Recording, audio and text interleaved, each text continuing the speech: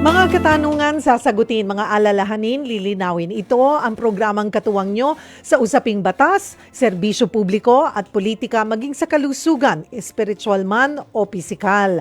Ako po ang inyong kapatid Cheryl Cosim at napapakinggan nyo po kami sa 92.3 Radyo 5 True FM. Dito tayo sa totoo. At live din po tayo sa Facebook page ng True FM. At kung kayo po ay Signal subscriber, kami po ay napapanood sa Channel 19.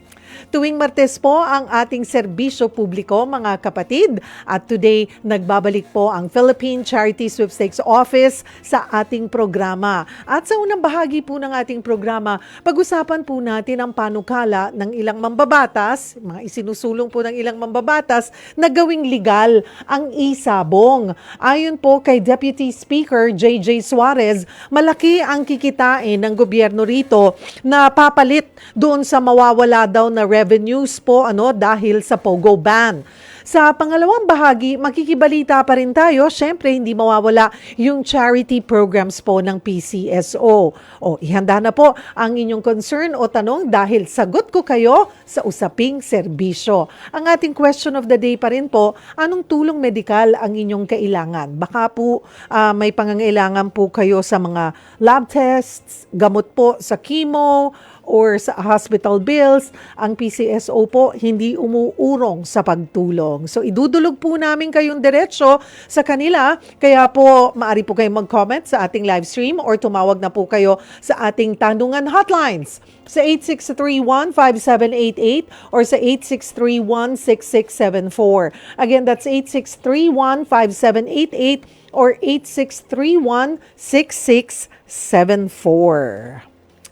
At bago po natin pag-usapan ang isabong, narito po muna ang bahagi ng aking panayam kay PBBM noong siya ay kumakandidato pa lang noong 2022. Issue gambling. Nakita nyo po, I'm sure you're aware na ang isabong nakarating na sa mga tahanan. Nasisira ang pamilya, may mga nagpapakamatay. Ang akala po ni Senator Bato de la Rosa ay isususpend ito ni Pangulong Duterte na parang yun yung nakuha niyang signal from the President nung daw sila'y nagkausap. Pero hindi pala ito sususpendihin. What's your take on isabong and online gambling? Well, lumitaw nga yung issue niya dahil dun sa mga nawawalang sabongero. Ang lumabas sa mga hearing, ito daw ang nag-fixer. Linuluto yung yung resulta. Kaya winala sila. Ngayon, habang mas malalim ang ating pag-aaral dyan sa sitwasyon na yan, lumalabas yung kagaya ng sinabi mo. May social cost na. Kasi pag parang drugs yan wala namang halos kaiba na. It's an addiction din ang pagsugal. So nasisira na ang pamilya. Yung mga asawa nila dito nagrereklamo kasi bawas na ang inuuwing pera dahil naubos o nagamit sa pagpusta. At isa pang bagay, yung bata. Yung bata basta may telepono, kaya nilang sumama dyan Kaya meron na akong personal experience na hindi naman sa akin mismo, pero yung mga kaibigan ko na nagtanggal ng tao kasi nagnanakaw na. Ninanakawan na sila. Yung matagal na sa kanila, 20 years na nasa kanila, na ninanakawan na sila para makapagbayad doon sa utang nila dahil dyan. Kaya siguro i-regulate natin na mas mabuti. But you won't suspend it or will you suspend it? Huwag 24/7. At saka huwag accessible sa lahat. Yung bata, yun ang aking laging iniisip. Yung bata, may sabong naman talaga At meron tayong off-track betting, meron na tayong the equivalent ng ganun. So, baka gawin natin digital, pero bawasan natin, wag 24/7. Weekends, halimbawa. At saka wag sa buong araw. Kasi naiiwan na yung tao doon Senator Bong, 2 buwan matapos po yan, inanunsyo ni dating Pangulong Duterte na ipapasuspend yung operasyon ng e-sabong sa bansa. Ito ay kasunod ng pagkawala ng nasa mahigit 30 sabongero na tumayo umanong mga fixer o nandadaya sa e-sabong. Ilang buwan matapos manalo bilang presidente, ginawang formal ni PBBM ang utos ni Duterte na isuspend nga po ang e-sabong operations. Pag-usapan natin ito kasama si PCSO Chairman Felix Reyes. Magandang hapon po sa inyo, Chairman Reyes. Thank you for coming to the program. Magandang hapon din po, Ms. Cheryl Casim, at syempre sa napakaraming sumusubaybay na iyong sikat na programa. Marami pong salamat. Okay, mainit po ngayon yung e-sabong. Kasi yun na yung term na ginagamit ngayon. Pero gusto po nating klaruhin yan. Okay, sinuggest ni Representative Suarez, JJ Suarez, na baka pwedeng ang PCSO po ang mag-operate po nito ng ibalik ang e-sabong. Pero yung pong unang na-interview, pahayag po ni PBBM, ano pong masasabi nyo dun sa dating pahayag ni PBBM tungkol po sa e-sabong? Sabi nga niya, not totally, it is suspended now, pero ang gusto niya ay i-regulate, huwag ganun ka-accessible sa lahat, at kung po pwede, ay hindi naman 24/7. What's your take on that? Sa ating pong narinig na naging interview nga po sa ating mahal na Pangulo during the campaign period, ay malinaw nga po ang hindi niya pagsang-ayon dun po sa online o e-sabong. Pero binanggit naman po niya na ang sabong naman ay talagang nandirito, Yes. pwedeng i-digital kagaya ng OTB. Ang tinutukoy po niya sa kanyang pagsang-ayon dito, yun po yun ang remote sabong. At ito naman po ang ipinanukala ni Congressman JJ Suarez. Ang ating pong ibalik ay yung pong remote sabong, hindi po yung e-sabong o online sabong. Napakalaki po ang kaibahan nito. At ang katotohanan naman po ay matagal na pong mayroon pong remote sabong bago po, ito ho ay bago pa mag-pandemic. Yun nga lamang po, nung nag-pandemic na hinto ito. At nung nagkaroon po naman ng pandemic, di ang naisip nga pong pamamaraan, yung pong e-sabong o online sabong. Yun nga lamang po noong pinahinto po ang e-sabong, nakasama na rin po yung remote sabong. This is the off-track betting. Para pong off-track betting, tinatawag naman po nila itong off-cockpit betting station. Oo. Pero yun nga po, talagang kahalintulad po ito ng off-track betting. Nakabayo. Ang off-track betting sa kabayo. Opo, kung ang napapanood po ay yun sa kabayo, yun po ay din ng para pong remote horse racing. Oo, Napapanood nyo, pero hindi po yung actual. Nakakataya po kayo, hindi po doon sa racetrack, kundi doon sa betting station. Ganito po ang eksaktong konsepto ng off-cockpit betting. So, tingin nyo po ay, alright, kung itutuloy po natin yung off-cockpit betting, yun po ay legal. Kung ito po ay, kagaya nga po ng nabanggit ko po, ang una po ang actualing naggawa po ng remote sabong, yung pong Manila Jockey Club, na ito po ay nagpagawa po sila ng sabungan doon sa kanilang racetrack. Yun nga po, ipinapalabas ito sa kanilang mga OTB. O nga po, ang kapamaraan ng pagbebet ay halintulad po sa horse racing.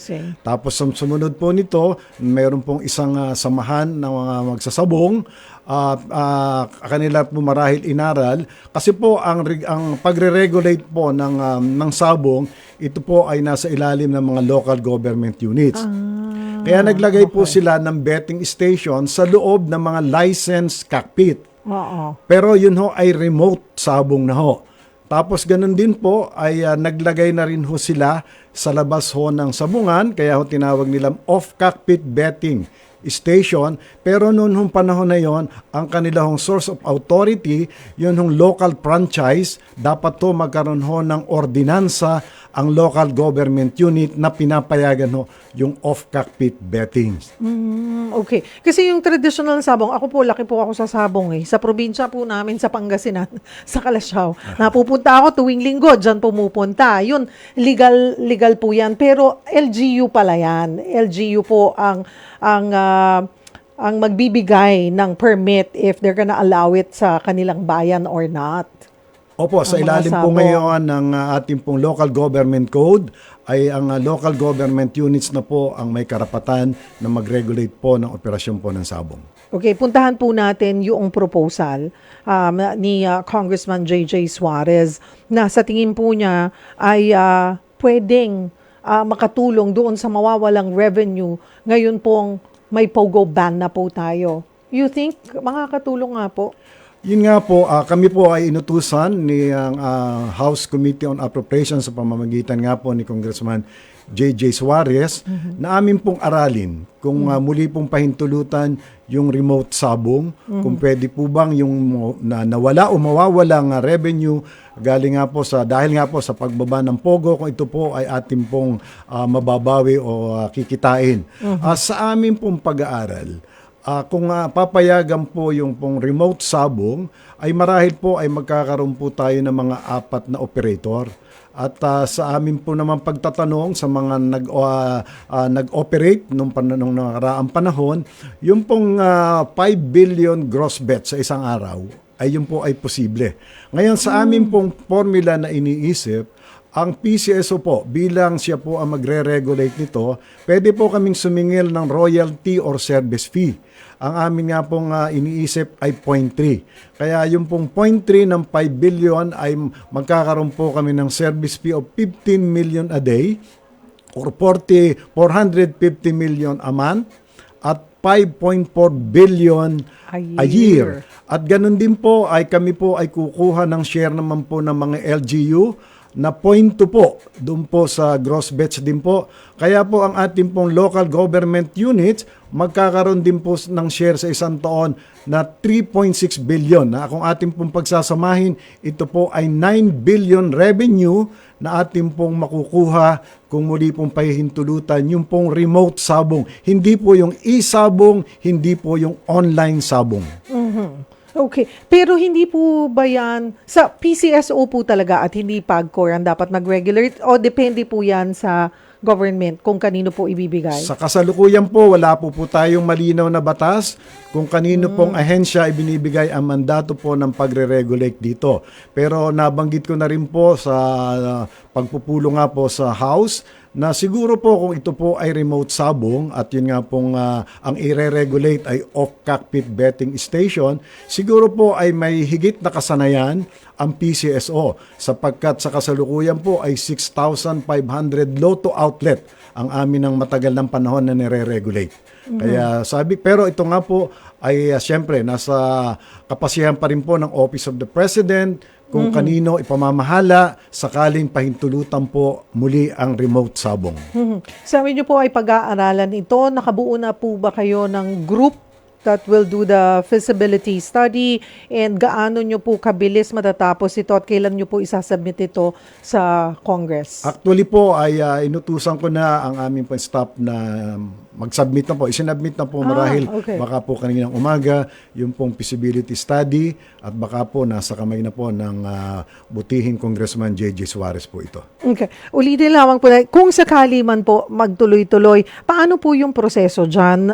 Yung off-cockpit betting sa mga station, exactly the same as the off-track betting po? Eksaktong-eksakto po. Yung pong halimbawa po, magkaroon nga po ng 4 na operator, so sila po ay magpo-provide ng content na sabong. Sila po ay magkakaroon din marahil ng kanilang sariling off-cockpit betting station. Doon po ipapalabas ito. At yun hong nais maglibang sa pamamagitan ng sabong, sila ho ay pupunta sa mga betting station. Hindi po sila makakataya sa pamamagitan ng kanilang online ng kanilang cellphone po. Kaya po yung ating pong pangamba na yung pong baka magkaroon ng access ang ating mga minor, ang ating mga kapatid na OFW, ang ating mga pulis o yung mga empleyado na during office hours ay sila'y nakakataya. Hindi po ito mangyayari. May oras din po ba yon? Kasi parang binanggit nga po ni Pangulong Bongbong Marcos, sabi niya, wag naman yung 24/7. Pag po ba hindi ko kasi ako sanay doon sa off-track betting, ilang beses ba yung taya nun? Tuloy-tuloy din po? Ang amin hong iniisip dito ay siyempre on a limited hours of operation. Marahil ay ang mga 12 to 14 hours siguro po ay sapat na po yan. Oo, pero tuloy-tuloy. Mabilis lang kasi yung yung sabong Oh, eh. totoo po, Oo. totoo po. Oo po. Sa pula, sa puti. May mga ganon-ganon doon. Ang isa rin pong may idulot nitong remote sabong ay yung pong employment problem na atin nga pong dulot na rin po ng pagbaban sa Pogo, sapagkat sa akin ng pagtatanong, yun yung each betting station ay nangangailangan po ng mga higit na 20 empleyado. At sa akin din pong pagtatanong, bago po napahinto ang mga betting station, ay meron na pong 1,500. Kaya kung hindi naman nga po pahintulutan ng online, marahil ay kayang-kaya po na magkaroon ng 2,000 betting station. At kung makakaroon nga po ng 10 empleyado, ay di 20,000 employees na po ito.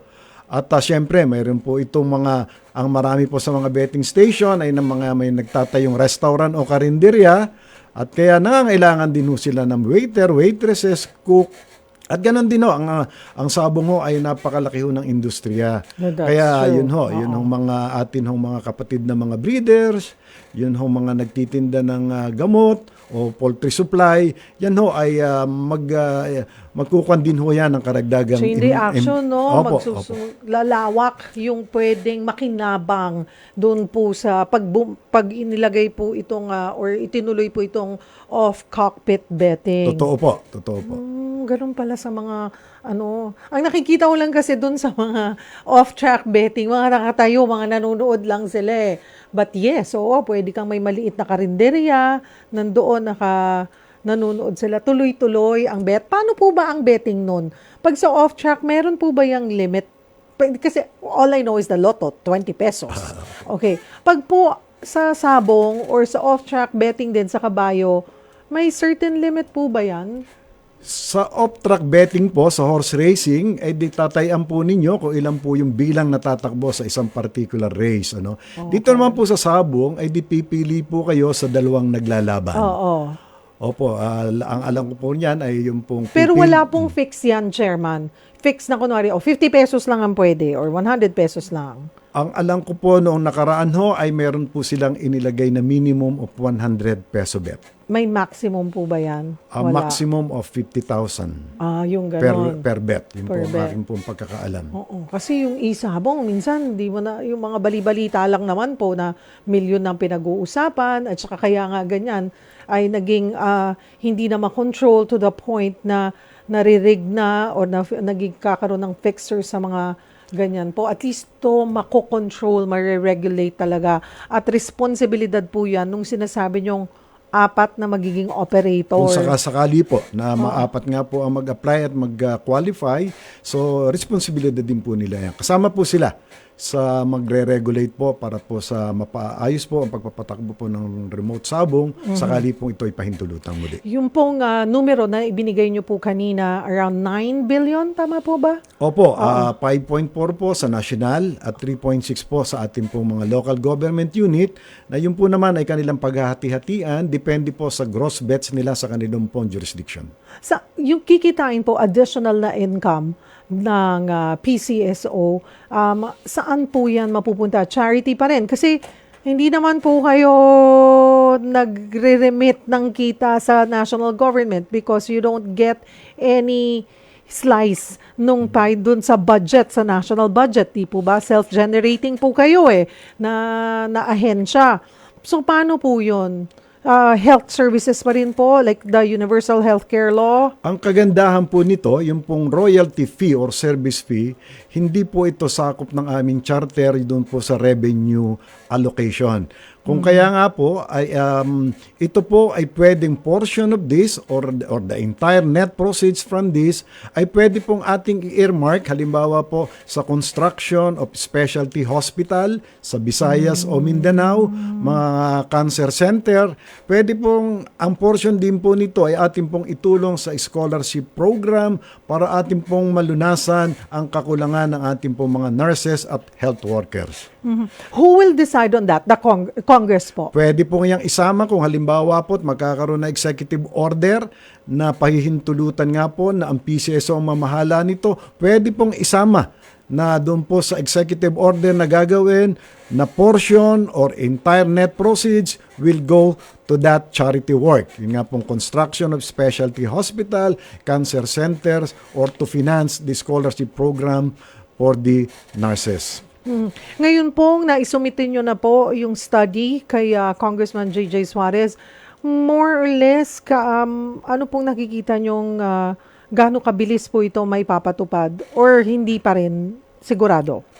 Marahil kung ito nga po ang kanilang naiisip na isang kaparaanan upang yun nga pong mga mawawalang revenue sa POGO, ay siguro po ay baka gagawa po sila ng House Resolution to recommend it to the Office of the President to once again allow the remote sabong operation.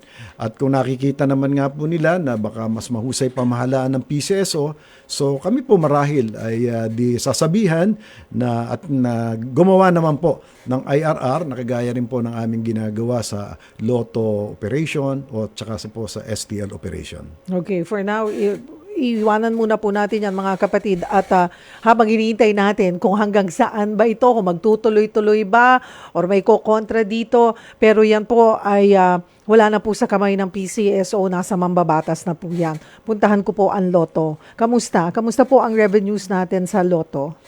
Patuloy po ang ating pong existing variant ng ating pong Lotto at yun naman pong aming revenue ay ganun pa rin po at alam po naman natin ang Lotto, ito po ay jackpot driven. Pag lumalaki po ang jackpot, lumalaki po ang benta. Napapakamot na lang kami ng ulo pag yung, ay hindi nanalo yung numero natin. But of course, we're happy kung whoever yung nanalo ng jackpot na yun. Ano? Ang sabi po, ang balita po namin ay maglo-launch daw po kayo ng panibagong Lotto variant. At ito po yung Lotto Bilyonaryo. Ano po ba ito? Opo, sa hangarin nga po namin na madagdagan ang aming revenue sa pamamagitan po ng Lotto, magdadagdag nga po kami ng isang variant ng Lotto na kung tawagin nga po ay Lotto Bilyonaryo. Ito po sa tayanin yung 100 pesos, pwede po kayong tumama ng minimum of 1 billion pesos. Ito po ay to be spread in 10 years.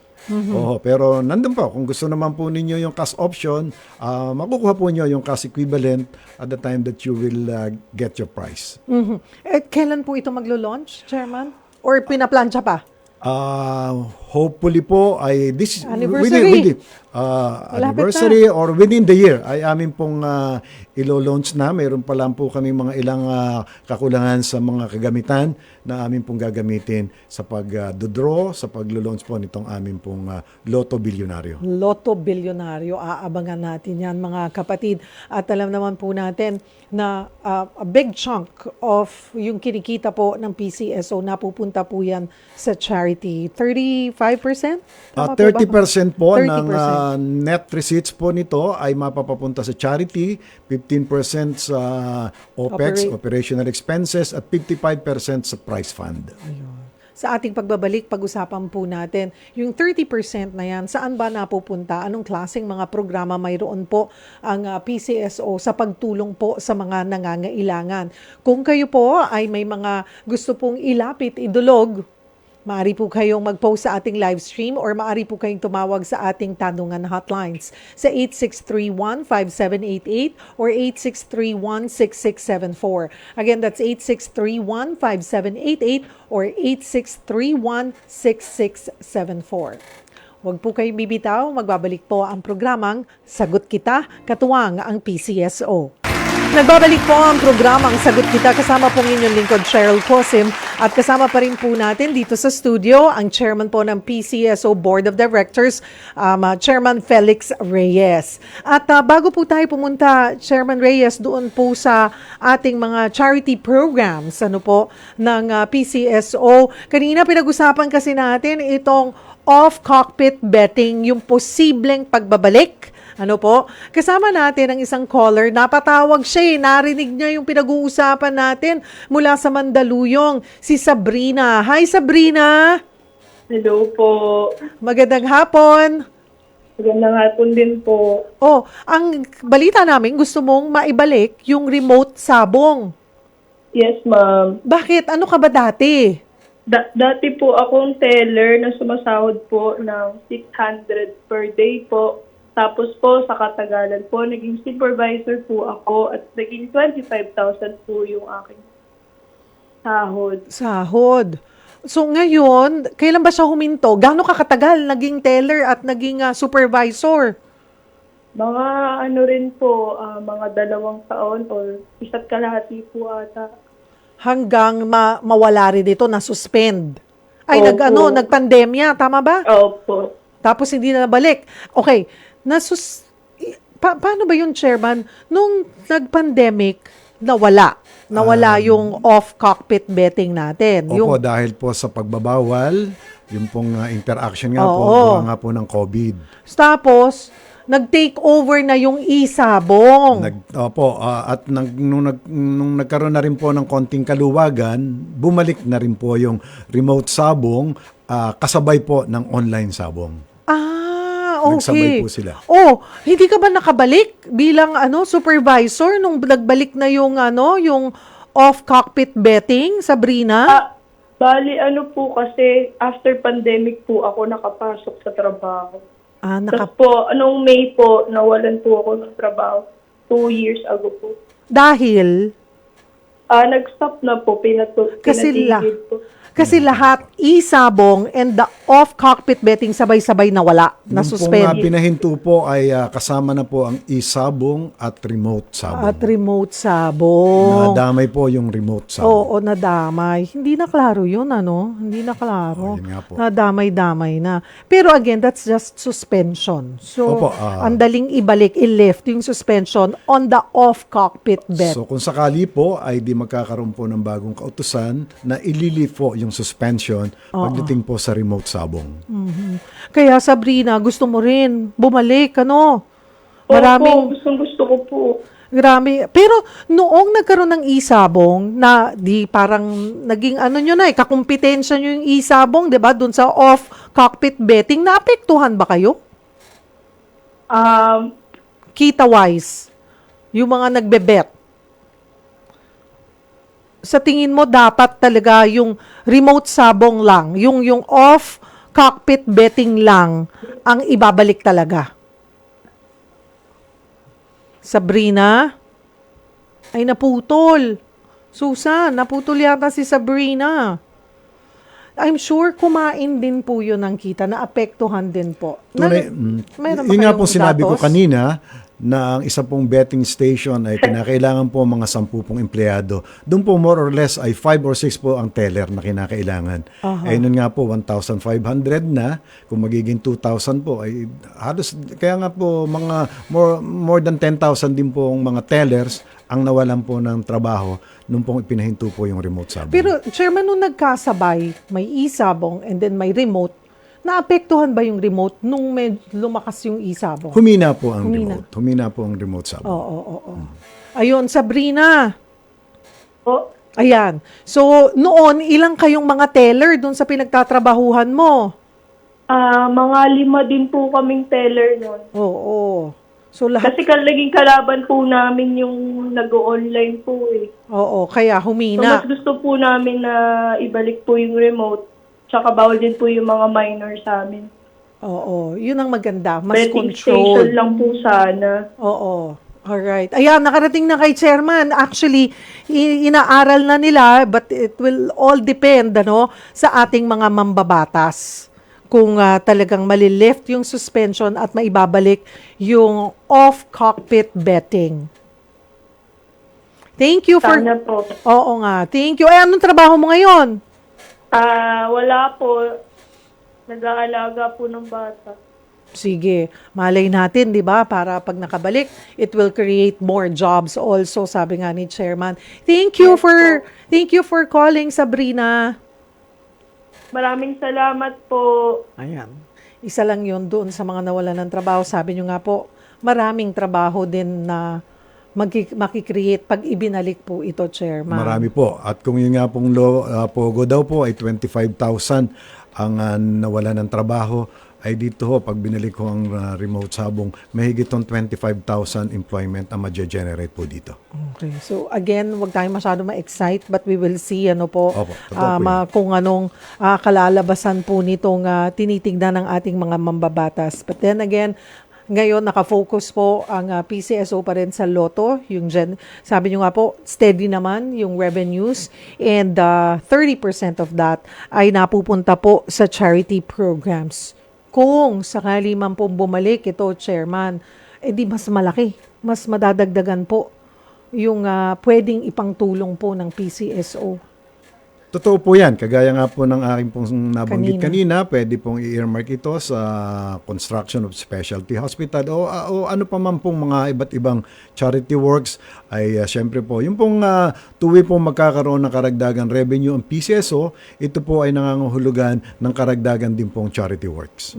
Speaking of charity programs, marami pong charity programs ang PCSO. Unahin ko na lang, ang number one na lumalapit po or humingi rin po ng assistance sa akin para maturuan ko sila kung paano makahingi ng tulong po sa PCSO ay pambayad po nila sa hospital bills. At meron pong nagpanukala na si Representative Elizalde Co na baka posibleng i-consider na rin ng PCSO yung doctor's fee at pati po yung room charges. Kasi ngayon mga kapatid, hindi po kasama yung PF ng doktor at yung bayad po sa kwarto. Hindi po yan sino-shoulder ng PCSO sa pagtulong. Is this something po na pinag-uusapan po ng board? Opo, hindi naman po sa hindi pwede. Baka po ang tamang termino ay hindi po kaya. Opo, kaya nga po kami ay nag-iisip po ng iba't ibang kaparaanan para po madagdagan ang aming pong revenue para po sa ating nga pong mga kapatid na naka-confine sa hospital ay pati nga po yung kanilang professional fee o part of it at yun nga pong sa mga board and lodging ay amin na rin pong masagot. Eh nga po sa kasalukuyan po ay medyo limited po ang ating pong budget kaya doon po lang tayo muna nakapokus po doon sa talagang mga gamot at yung pong mga expenses po sa hospital except for the professional fee. At maliban po sa hospital bills, again, isa-isahin nga po natin, Chairman, saan-saan pa po pwedeng ano-ano pa po yung klaseng tulong pwede pong mahingi ng mga kababayan po nating nangangailangan. Yun nga po, sa ilalim po ng aming medical assistance program, yun nga po, ayan po sa hospitalization, ganoon na rin po yung chemotherapy. At pati po yan, mga PET scan at mga iba't ibang uri po. Mga mahal na mga test, ano po? Opo. Nandiyan po lagi ang PCSO na handa pong tumulong, basta inyo pong i-comply lamang yung pong aming mga requirement. Meron din po kami yung medicine donation program. Kung mayroon po kayong mga samahan na talagang tumutulong, nakagaya po ng aming pagtulong, pwede po kayong humingi ng mga iba't ibang organizations iba't ibang uri ng gamot ayon po sa pangangailangan ng kanila pong mga taong pinagsiservisyohan. Pag kailangan nyo po ng hearing aid, yung mga ganyan, bakal, pag na-disgrasya, this is something also na pwede po ninyong ilapit sa PCSO. Totoo po yun, mga wheelchair, yan po mga sa blood pressure aparato. Opo. Marami po kaming nebulizer. Yan po ay mag-request po at amin pong yan kaya po namin ang ibibigay. At maliban po dyan mga kapatid, meron po silang yung clinic po natin dyan sa office, di ba? Dito sa Shaw Boulevard na may mga doktor po kayo at nurses and basic check-up ay naibibigay po ninyo. Opo, sa pang-araw-araw nga po ay meron po kaming clinic sa aming pong tanggapan dito po sa Shaw Boulevard. Mangyari po lamang na sa panonood po ng aming pong draw, nakalagay po ang mga schedule po ng para po sa iba't ibang kagamutan.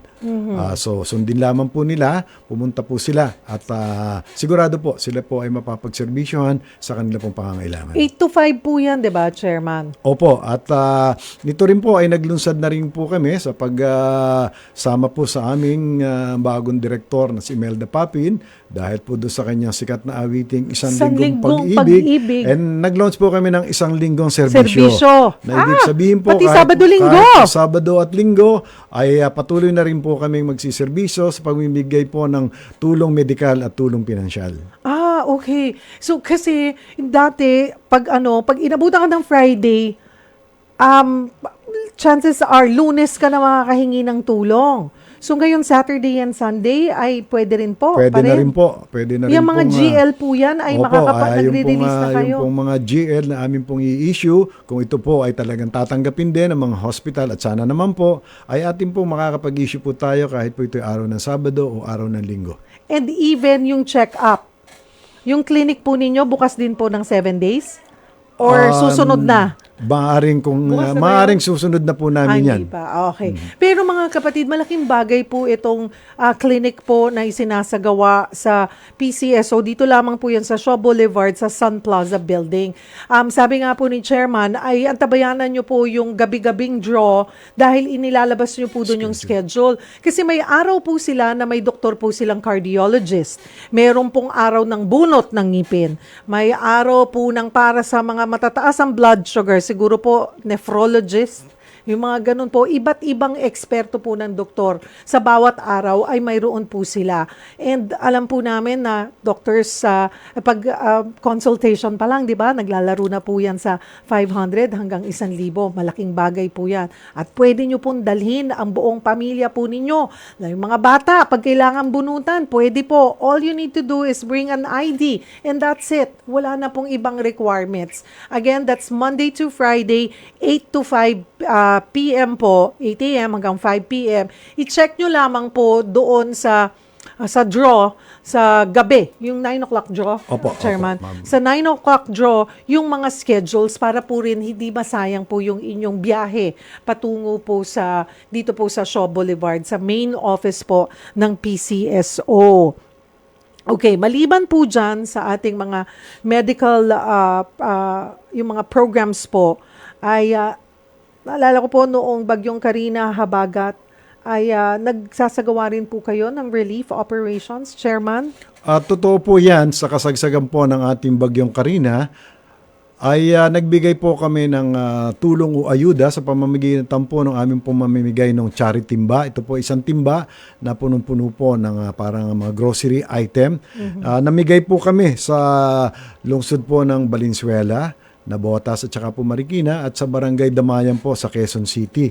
At yun naman pong aming mga STL operator, meron po kaming 21 station na namigay po ang ating mga STL operator sa ilalim naman po ng ating pong corporate social responsibility. Kaya marami-rami din po ang natulungan po sa pamamagitan po ng PCSO, yung pong biktima po ng kalamidad ng bagyong Karina at yung hanging habagat po. So, ayan, ang dami po yung Quezon City, Valenzuela, Malabon, Navotas, Navotas. at saka po Marikina. Ayun. At actually, hindi lamang po yan sa NCR.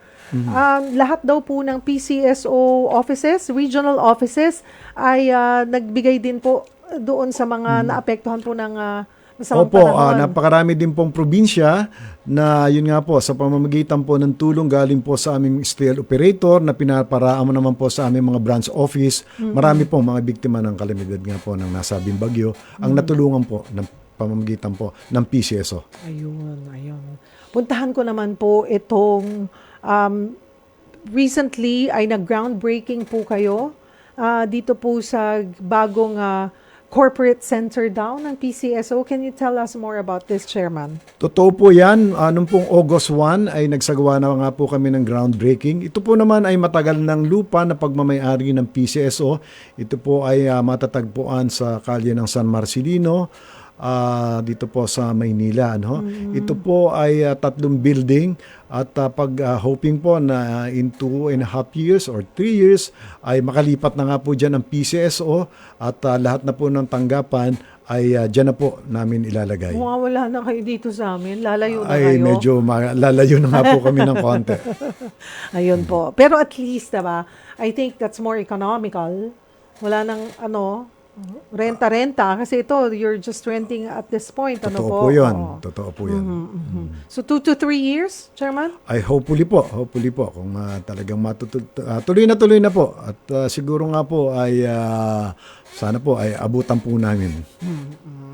Okay, we have, bilis ng oras, we have the 12 minutes to go. Puntahan ko po ang ating isang caller na gusto pong dumulog para po sa kanyang mata. Ayan, mula po sa Quezon City, si Freddy. Hi Freddy, magandang hapon. Ay, magandang araw po sa inyo, Ma'am Cheryl Qasim. Opo. Saka kay Chairman po.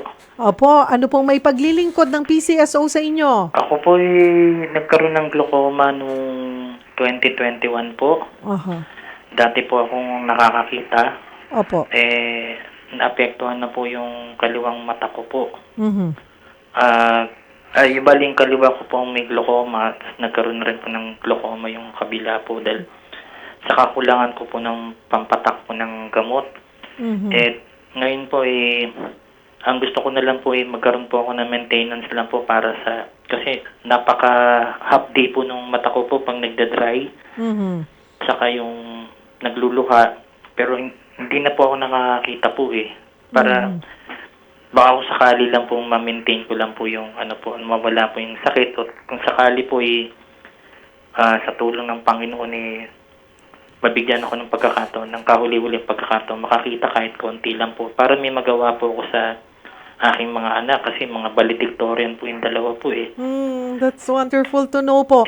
Yung po bang, kayo po ba ay may reseta? Ito po ba daw ay lifetime na pangangailangan na po ninyong pampatak sa mata? Marami na po akong nasubukan po. Kaso yung mga iba po pero yung itong clear sight eye drop po, marami na pong napaganda po ang kanilang kondisyon ng kanilang pakiramdam po sa kanilang mga mata. May kamahalan po, sabihin na natin nasa 1,000 po. Yung pampatak po. Opo.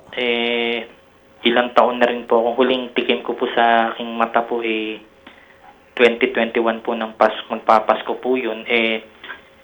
Hindi na po ako bumili nun kasi mas tutugunan ko po yung pang-araw-araw po namin pangkain, katulad ng mga bigas, yung mga lang po, kahit simple lang po. Freddy, meron ka bang reseta, prescription?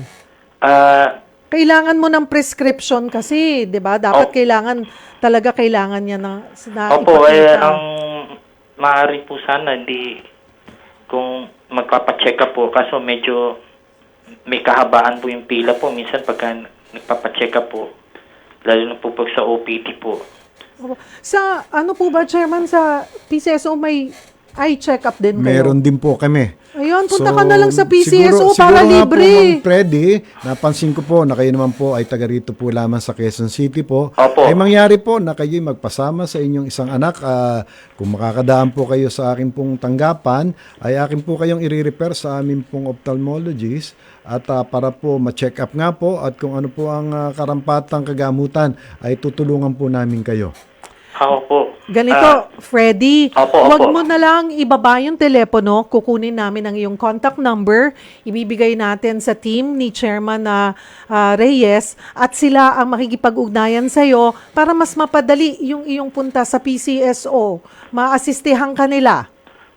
Malaking bagay po yan. Sana, saka Ma'am Cheryl Cosim, hindi na po ako mahiya sa inyo dahil nung ako'y nakakakita, madalas ko po kayo mapanood talaga noon talaga po doon sa TV Patrol. Ay, Noon pa po, matagal ko na po kayong hinahangaan po. Isa po kayo sa mga magagaling salamat po. na broadcaster po. Salamat po, Freddy. Ramdam ko yung edad ko. Matagal na nga Hindi yun. po. Isa Pero po kayo sa mahuhusay po talaga, katulad po ni Manong Ted po. Oo, Kayo po salamat. talaga yung mga legit po na broadcaster po. Oo. Sana po, Ma'am Cheryl, Ibibigay. maaari po ba akong makahingi rin po? Hindi na po ako maya kasi umaasa lang po kami sa simbahan po. Kahit papano yung sa pang-araw-araw po namin. Katulad niyan, yung mga anak ko po, proud po ako na i-share po sa inyo na nakagraduate po silang, lalo na po yung bunso ko, nakagraduate po ng elementary po na valedictorian. Tapos ng Very grade 10 good. po siya. Oo. Valedictorian din po, tapos top 1 consistent.